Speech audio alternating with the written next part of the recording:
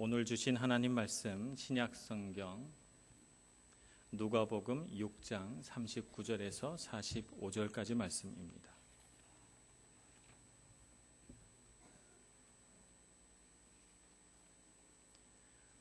신약 성경 100쪽 누가복음 6장 39절에서 45절까지 봉독하겠습니다.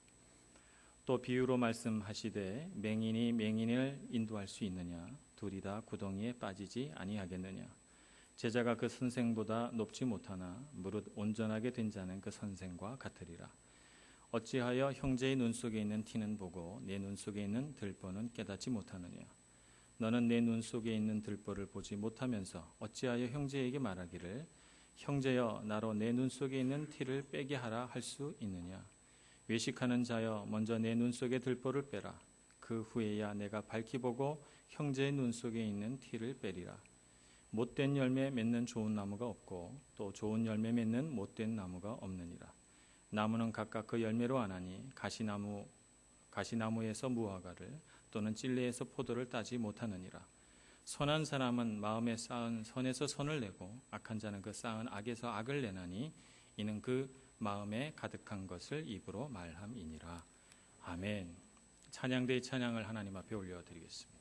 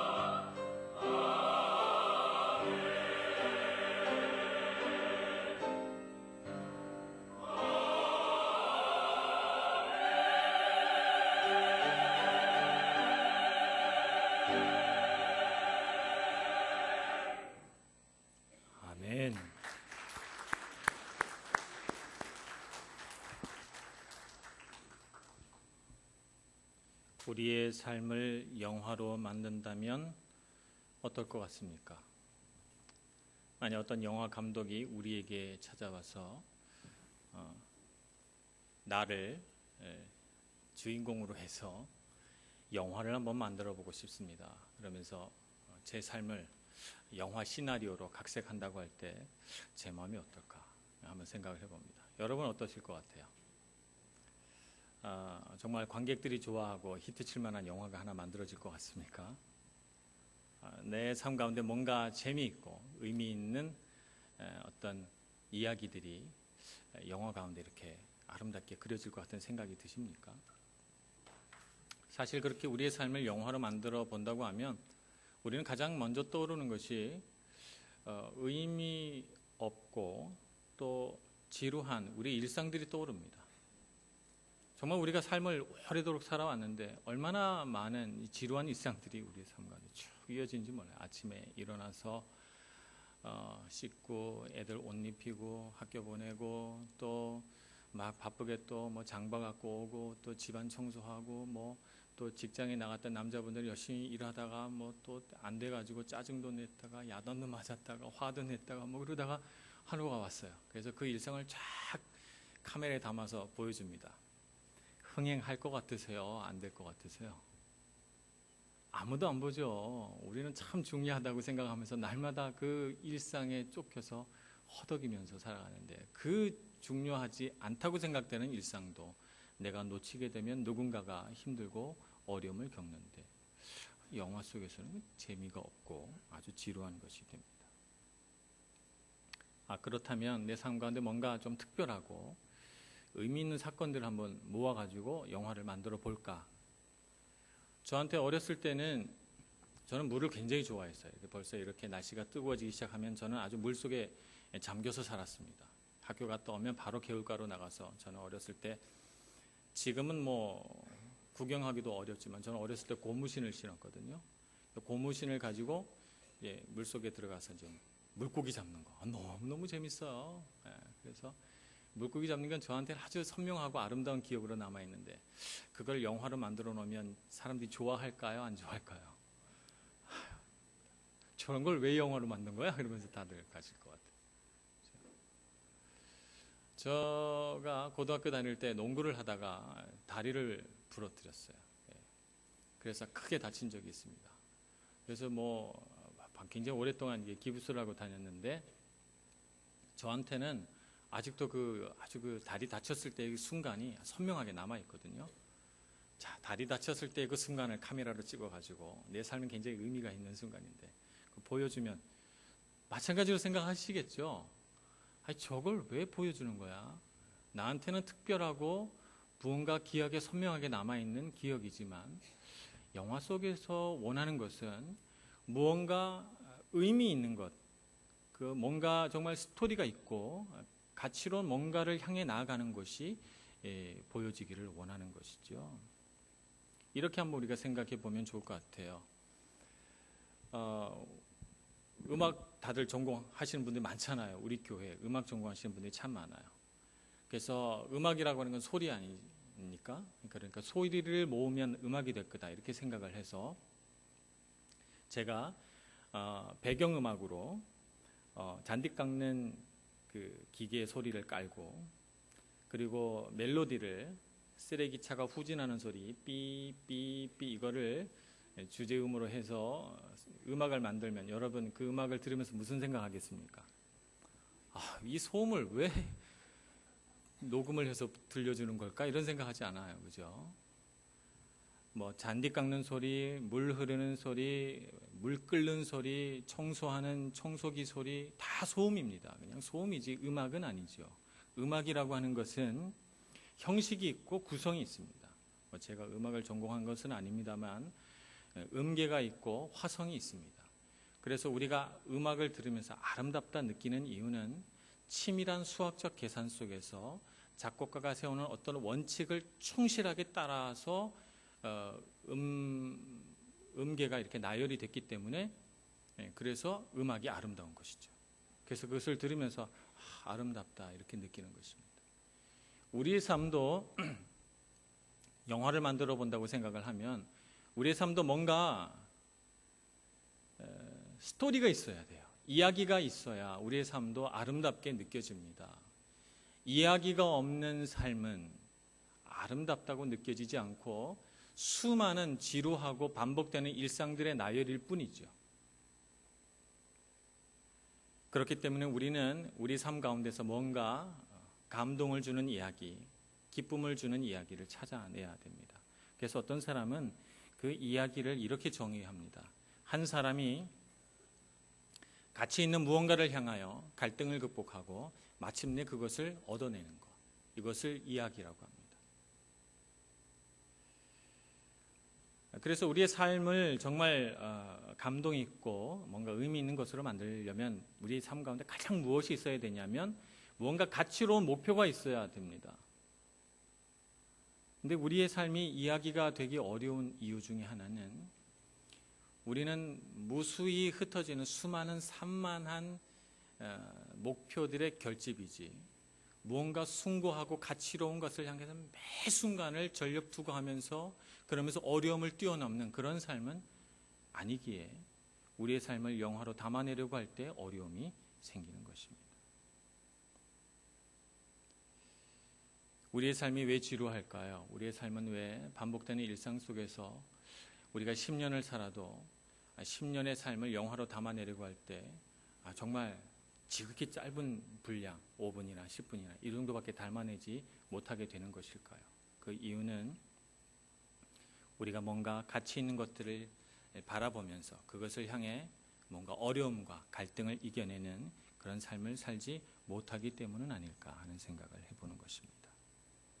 많은 사람들이 변하지 않는 삶을 살아갑니다. 보다 정확하게 얘기하면 변하려고 하지 않는 삶을 살아갑니다. 변하지 않고 모든 것이 계속 반복이 돼야 우리는 안정감을 느낍니다. 예측 가능하다고 생각을 합니다. 그래서 변화는 우리에게 불안감을 주기 때문에 우리는 변하지 않으려고 하는 생각을 갖고 있어요. 그러다 보니까 어떤 변화 같은 것을 추구하지 않고 우리는 늘 관중석에 앉아있는 관중들처럼 경기하는 선수들을 바라보면서 우리는 잘하면 박수를 쳐주고 안 그러면 점수를 매깁니다. 마치 축구장을 찾은 관중들처럼 경기가 끝나고 나면 선수들이 얼마나 분투하고 그 자리에서 땀을 흘리며 고생했는가 이런 것들은 쉽게 잊혀지고 어떤 선수가 어떤 실수를 했는지를 기억하면서 평점을 매깁니다. 7점, 6점. 잘못했다 그러면 3점도 줍니다. 우리에게 아무도 그런 권리를 주지 않았는데 우리는 기술이 부족하다는 둥, 스피드가 부족하다는 둥, 몸싸움을 열심히 하지 않는다는 둥 하면서 우리가 알지도 못하는 선수들을 비판합니다. 나는 변하지 않은 채 나는 관중석에 앉아서 잘하니 못하니 평가를 하고 있지만 사실 내 삶 가운데 정말 분투하고 노력해야 할 사람은 나인 것이죠. 우리는 경기를 하고 나서 내가 만약 그 포지션에 그 선수였다면 나는 어떻게 했을까라고 하는 것을 생각해 보지 않습니다. 우리는 인생을 살아가면서 내 눈에 보이는 그 모든 사물을 마치 경기장을 보는 관중의 입장에서 보는 것이죠. 나는 선수라고 생각하지 않고 경기를 하고 있는 사람들에게 평점을 매깁니다. 잘하고 있네, 부족하네, 이렇게 하면서 평점을 매깁니다. 우리 오늘 본문 말씀 누가복음 6장 41절에 보면 이렇게 관중석에 앉아서 구경꾼의 삶을 살아가는 사람을 이렇게 표현합니다. 어찌하여 형제의 눈 속에 있는 티는 보고 내 눈 속에 있는 들보는 깨닫지 못하느냐라고 예수님께서 말씀하고 있는 것입니다. 나는 변하지 않은 채 누군가를 변화시키려고 하는 그런 시도, 그런 노력들은 다 구경꾼에 지나지 않습니다. 그것은 다 평가라고는 하지만 사실은 비난과 비판으로 쏟아져 나오는 것이죠. 그래서 우리가 일상적으로 하게 되는 그런 비판을 몇 가지로 한번 분류해 볼 수 있을 것 같아요. 여러 가지 모습들을 가지고 있기 때문에 우리가 한 5가지 종류로 비판을 이렇게 분류해서 생각해 볼 수가 있을 것 같습니다. 첫째는 시기와 질투입니다. 시기와 질투라고 하는 것은 결과물을 보면서 그것을 부러워하고 만약 저것이 내 것이었으면 라고 생각하는 것이 이게 시기와 질투입니다. 그 사람이 어떤 좋은 결과물을 얻기까지 어떤 대가 지불을 했고 얼마나 눈물과 땀을 쏟았을까 이런 건 생각하지 않습니다. 지금 그 결과물을 얻은 것만 보는 것이죠. 그러면서 만약 저게 내 것이었다면 이렇게 생각하는 거예요. 이게 시기와 질투의 바탕입니다. 부러움이 섞여 있고 그 사람이 그것을 갖기에 마땅한 자격을 못 갖췄다 이렇게 생각하면서 그 사람을 비판하게 됩니다. 실제로 만약 그 사람이 그것을 쟁취하고 성취하기까지 치렀던 대가 지불을 당신도 하겠습니까? 라고 물어본다면 우리는 망설이게 될지도 몰라요. 그런데 우리는 그 결과물만을 얻고 싶어 합니다. 내가 뭔가 지금 변하지 않으면서 그것을 성취한 사람을 비판하고 비난하는 마음, 시기, 질투입니다. 두 번째는 책임 전가입니다. 책임 전가는 내가 스스로 잘못한 것에 대해서 책임을 지지 않으려는 태도입니다. 이것은 창세기 때부터 비롯된 우리 인간의 근본적인 죄 중에 하나이죠. 하나님께서 아담에게 물어봅니다. 아담아, 내가 너에게 먹지 말라 한 선악과를 너는 왜 따먹었니? 라고 아담에게 물어봅니다. 그러면 아담이 당연히 이렇게 대답해야 되잖아요. 하나님, 정말 죄송해요. 제가 그만 깜빡 그것을 잊어버렸습니다. 이렇게 대답하면 좋으련만 우리 아담은 너무나도 친숙하게도 이렇게 대답합니다. 하나님께서 제게 준 저 여자가 제게 주기에 제가 먹었습니다. 이렇게 말합니다. 1차적으로 누구 탓이에요? 1차적으로는 하나님 잘못이고 두 번째는 그 여자가 잘못한 겁니다. 그래서 나는 잘못이 없는 거예요. 하와가 아담을 의자에다 묶어놓고 입을 벌려가지고 막 선악과를 이렇게 집어넣었어요. 먹어 이러면서 하와가 먹고 우와 맛있다 당신도 먹어봐 해서 아담이 그래? 먹음직스러운 걸 하면서 먹은 거잖아요. 누구 책임입니까? 아담의 책임이죠. 이런 일은 그 후에도 반복이 됩니다. 하나님께서 사울 왕에게 아말렉 족속을 한 명도 남기지 말고 다 죽이라고 했습니다. 짐승도 가축도 남겨두지 말라고 했어요. 그런데 전쟁에서 이기고 보니까 사울 왕이 자랑하고 싶은 거예요. 그래서 아말렉 왕을 살려둡니다. 그리고 짐승들 중에 아주 기름지고 건강한 짐승들을 다 살려놔요. 하나님께서 사무엘을 보내서 사울 왕, 당신 왜 그렇게 했습니까? 왜 하나님 말씀에 순종하지 않았습니까? 라고 물었을 때 사울 왕이 이렇게 대답합니다. 사무엘이여, 저 백성들이 이 짐승들을 살려놓아서 하나님께 제사하자고 해서 그래서 제가 살려놨습니다. 하나님께 제사하려고. 그리고 제가 백성들이 그렇게 말하니까 백성들이 두려워서 제가 하나님 말씀을 어겼습니다. 이렇게 대답합니다. 누구 탓이에요? 백성들 탓이죠. 백성들 탓이에요. 사실은 사울 왕이 자기 공명심에 아말렉 왕도 살려놨고 짐승도 살려놨음에도 불구하고 그는 그렇게 책임 전가합니다.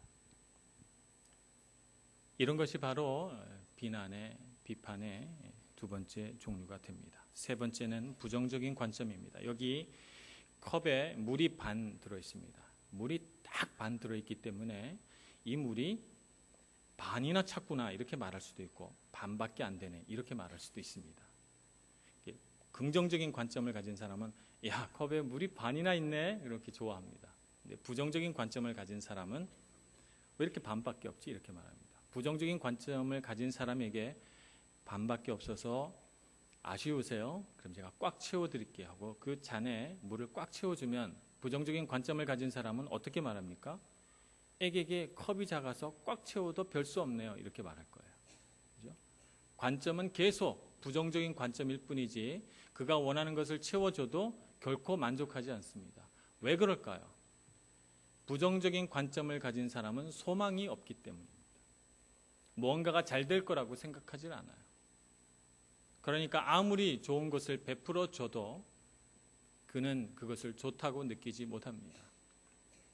그러니 계속 불평하고 계속 비판하고 비난하는 것입니다. 네 번째는 이중적인 잣대입니다. 나에 대한 평가 기준과 타인에 대한 평가 기준이 달라요.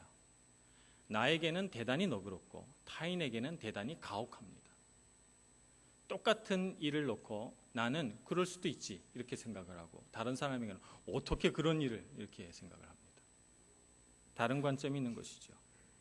이렇게 이중적인 기준을 갖고 있는 사람은 자기 자신의 연약함과 죄의 문제를 결코 직면하려고 하지 않습니다. 늘 그럴 수밖에 없는 여러 가지 핑계와 변명거리를 준비하고 있는 것입니다. 다섯 번째는 차이점에 대해 인정하지 않는 마음이 비판을 만들어냅니다. 이 세상의 모든 사람들은 다 다르게 창조됐습니다. 다 각기의 독특함과 아름다움을 갖고 있습니다. 그래서 이 세상은 정말 다양합니다. 정말 모든 사람들이 다양하게 창조가 됐습니다. 그런데 차이점을 인정하지 않는 사람은 흑백 논리로 그것을 분류해 버립니다. 좋은 것과 나쁜 것, 옳은 것과 옳지 않은 것, 딱 이렇게 나눠버립니다. 세상을 무지갯빛으로 아름답게 컬러풀하게 보지 않고 흑과 백 두 가지 색깔로만 봅니다. 두 가지로 분류해 놓죠. 그래서 그것이 좋다는 거야, 나쁘다는 거야. 그게 옳다는 거야, 옳지 않다는 거야. 이렇게 물어봅니다. 두 가지로 갈라버리죠. 그러니 늘 차이점이 난 것에 대해서 다 옳을 수도 있잖아요. 다 좋은 것일 수도 있잖아요. 그것을 인정하지 않으니 비판하게 됩니다. 이렇게 비판하는 사람들끼리 만나서 무언가를 이렇게 비판하고 비난하고 그러면서 서로 마음이 잘 맞아요. 이런 현상을 오늘 누가복음 6장 39절에서 예수님께서 이렇게 말씀하십니다. 또 비유로 말씀하시되 맹인이 맹인을 인도할 수 있느냐? 둘이 다 구덩이에 빠지지 아니하겠느냐? 이렇게 말합니다. 그래서 비판하는 사람들끼리 모이면 참 마음은 잘 맞을지 몰라도 결국에는 맹인이 맹인을 인도하는 꼴이 됩니다. 왜냐하면 비판하는 한 사람도 변화되지 않는 삶을 살아가고 같이 비판하는 저 사람도 변화되지 않는 삶을 추구하기 때문에 변화되지 않으려고 하는 성향을 가진 두 사람이 만나면 결코 이 세상이 좋게 변화되지 않습니다. 그러니 맹인이 맹인을 인도하는 꼴이 되는 것입니다. 우리는 그래서 내가 변화되지 않고 내가 변화되지 않은 채 왜 우리의 남편과 나의 아내는 변화되지 않을까? 라고 하는 것을 묵상하면 우리는 잘못되어 있는 것입니다. 왜 저 사람이 저렇게 생각할까? 왜 저 사람은 저렇게 행동할까? 이것을 날마다 묵상하고 그것을 고치려고 하면 절대 우리의 배우자는 고쳐지지 않습니다. 먼저 내가 달라져야 하고 내가 변해야 합니다. 부모는 변하지 않은 채 자녀들어 엄마는 이렇게밖에 못 살았지만 너는 다르게 살아야 된다. 아빠는 이제 다 살았잖아. 이제는 어쩔 수 없는 거야. 넌 포기해. 너는 달라져야 돼. 이렇게 말한다면 우리의 자녀가 달라지겠습니까? 안 달라지겠습니까? 안 달라집니다. 변화되지 않는 아빠와 엄마를 꼭 닮은 자녀들이 되지요. 우리 교우들을 바라보면서 나야 뭐 신앙이 초신자니까 뭐 이렇게 살지만 집사님은 신앙생활 열심히 해야지. 기도 많이 해야지. 그거밖에 안 돼요. 어떻게 해요? 더 열심히 신앙생활 하세요. 찬양 그거밖에 못합니까? 이렇게 비난할 수 있습니까? 없습니까? 없습니다. 내가 먼저 기도해야 되고 내가 먼저 예배해야 되고 내가 먼저 찬양해야 되지 않겠습니까? 사랑합니다. 40절 말씀을 보겠습니다. 제자가 그 선생보다 높지 못하나 무릇 온전하게 된 자는 그 선생과 같으리라. 이렇게 말씀하십니다. 우리의 선생 되신 예수님을 우리가 모두 쫓아가야 합니다. 그분께 배워야 합니다. 그래서 우리가 예수님을 쫓아가다 보니 예수님을 닮아 있고 그래서 예수님을 닮은 우리를 보고 누군가가 너무너무 좋아하고 닮아가기를 소원해서 내 뒤를 따라온다면 우리도 누군가에게 선생이 될 수 있고 우리도 누군가에게 가르칠 수 있는 능력을 갖게 된 것입니다. 그러므로 우리는 선생 되신 예수 그리스도를 쫓아가야 합니다. 무언가를 배운다라고 하는 것은 우리가 부족하다는 뜻입니다. 이 세상에서 가장 좋은 상태, 최상의 상태는 부족한 상태입니다. 무언가가 꽉 찬 상태는 최상의 상태가 아닙니다. 모든 것이 다 구비가 되고 모든 것이 다 부족함이 없게 되면 우리는 아무것도 변화하려고 시도하지 않게 될 것이고 더 이상 성장하려고 노력하지 않게 될 것입니다. 왜냐하면 꽉 찼기 때문이죠. 그래서 이미 꽉 찬 상태는, 무언가가 부족함이 없는 상태는 그것이 최상의 상태가 아닌 것입니다. 가장 좋은 상태는 우리에게 무언가가 부족한 상태입니다. 나는 아직 믿음이 부족하고, 나는 아직 섬김이 부족하고, 나는 아직 내 인격과 성품이 부족해서 자꾸 예수님을 바라보고 자라나고 닮아가려고 하는 그 상태가 최적의 상태이고 최고의 상태인 것입니다. 그래서 우리는 사람과의 관계 안에서 불충분함을 느껴야 됩니다. 부족하다고 느껴야 돼요. 내 아내와 남편과의 관계 안에서 우리는 부족해야 됩니다. 사랑하는 친구들과 교우들과의 관계 안에서 나는 부족해야 됩니다. 자녀를 양육할 때 나는 늘 부족해야 됩니다. 그래서 그 부족함 때문에 그 부족함이 너무너무 가슴 아파서 그것이 갈망이 되고 그것이 하나님을 향한 기도가 되고 염원이 돼서 주님 앞에 나와서 부르짖는 사람이 될 때, 그럴 때 우리의 삶은 가장 숭고하고 아름다운 순간이 되는 것입니다. 부족한 사람이 되기를 소망합니다. 부족함을 느끼시기를 바랍니다. 오늘 성경 말씀을 보니까 예수님께서 이런 비유를 하십니다. 못된 나무에서 좋은 열매가 맺혀질 수가 없고 좋은 나무에서 못된 열매가 맺혀질 수 없다, 이렇게 말합니다. 그래서 예수님께서 다른 성경에서 말씀하시기를 나무도 좋고 열매도 좋다 이렇게 말하든지 나무도 좋지 않고 열매도 좋지 않다 이렇게 말해야 된다라고 말합니다. 대단히 논리적이지 않습니까? 예수님은 논리를 굉장히 중요시하게 여기시는 분이십니다. 정말 틀린 말이 아니죠. 똑같이 사람에게 한번 적용을 시켜보겠습니다. 사람 마음속에 선한 것들이 마음에 자꾸 쌓이면 선한 행동이 나오겠지요. 선한 행동을 보고 우리는 어떻게 생각합니까? 그 사람을 선한 사람이라고 생각합니다. 마음속에 악한 것들을 많이 쌓아요. 악한 생각을 많이 합니다. 그러면 그 행동 가운데 악한 행동이 나오겠죠. 그러면 우리가 그 사람을 보고 뭐라고 말합니까? 악한 사람이라고 그럽니다. 저 사람이 말은 저렇게 해도 사실은 좋은 사람이야, 이런 말 우리가 합니다만 그럴 리가 없죠. 그런 말을 한 걸 보니 그 사람은 나쁜 사람인 거죠. 우리가 어떤 말을 하느냐가 곧 우리의 인격이요, 우리의 삶이요, 우리의 성품인 것입니다. 왜일까요? 왜 우리가 그렇게 생각해야 되는 걸까요? 마음에 가득한 것을 입으로 말하기 때문입니다. 사람은 누구나 다 마음에 가득한 것을 말하기 때문이죠. 결국 어떤 말을 하는가 하는 것을 지켜보면 우리는 그 사람을 알 수가 있습니다. 그 사람 마음에 무엇이 가득한가 하는 것을 알 수가 있죠. 그래서 우리는 주님을 향한 갈망을 마음에 품고 내 마음 가운데 갈망을 가득 채워야 합니다. 주님을 향한 갈망, 하나님을 향한 사랑을 가득 채워서 그것으로 하나님 앞에 자꾸 나아가야 하고 하나님의 것으로 자꾸 우리 마음을 채워야 하는 것이죠. 빌립보서 4장 4절의 말씀을 보겠습니다. 빌립보서 4장 4절에서 7절 말씀, 찾으실 분들은 찾으시고 찾기 싫으신 분들은 빈 프로젝트를 보면 됩니다. 빌립보서 4장 4절부터 7절. 주 안에서 항상 기뻐하라. 내가 다시 말하노니 기뻐하라. 너희 관용을 모든 사람에게 알게 하라. 주께서 가까우시니라. 아무것도 염려하지 말고 다만 모든 일에 기도와 간구로 너희 구할 것을 감사함으로 하나님께 아뢰라. 그리하면 모든 지각에 뛰어난 하나님의 평강이 그리스도 예수 안에서 너희 마음과 생각을 지키시리라. 아멘. 빌립보서를 쓸 때 사도 바울은 어디에 있었는가? 그는 감옥에 있었습니다.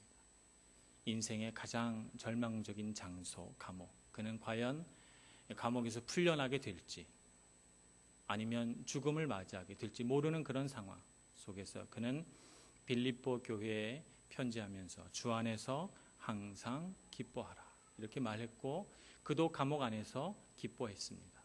어떻게 기뻐할 수 있었을까요? 하나님과의 관계 안에서 그는 충만했기 때문입니다. 하나님으로부터 오는 것으로 그는 충분히 기뻤고 그의 삶이 충분히 만족스러웠기 때문에 기뻤습니다. 오늘 우리의 삶을 바라봅니다. 기뻐할 일이 있어야 기쁘십니까? 아닙니다. 우리는 하나님과의 관계 안에서 얼마든지 기뻐할 수 있고 얼마든지 충만해질 수 있습니다. 그러니 여러분, 주님을 갈망하시고 내 부족한 것을 어떻게 하든지 채워서